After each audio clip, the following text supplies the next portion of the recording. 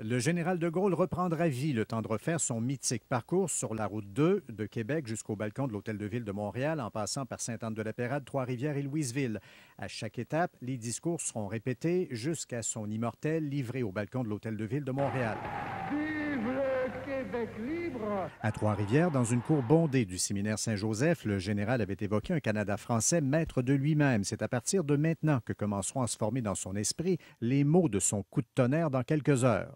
Beaucoup d'historiens disent que c'est à Trois-Rivières que s'est forgée la pensée du général pour l'exprimer plus ouvertement au balcon de l'Hôtel de Ville de Montréal, avec l'étonnement d'à peu près tout ce qu'il y a d'éditorialistes et de correspondants dans les journaux, les médias d'information à l'époque. La reconstitution est organisée par le mouvement indépendantiste et la Société Saint-Jean-Baptiste. L'ex-député Noëlla Champagne s'occupera en particulier de faire revivre l'étape de la Pérade. Vive le Québec libre, admettons que ça a plu une clientèle et admettons que ça en a choqué d'autres. Alors, on se rend compte que même 50 ans plus tard, il y en a qui se rappellent plus Vive le Québec libre, qui se rappellent sa tournée. Sur le parcours du général, malgré le mauvais temps ayant persisté jusqu'à Trois-Rivières, les gens s'étaient massés. On souhaiterait reproduire ça aussi en juillet prochain. Et pour bien marquer l'événement, le musée Pierre Boucher tiendra tout l'été une exposition avec des photos de la visite et le livre d'or signé par le général. Il y aura quelqu'un pour personnifier le général, de très haute taille si possible. On cherche aussi pour le faire voir, comme celle qu'il a utilisée, une vieille américaine noire décapotable.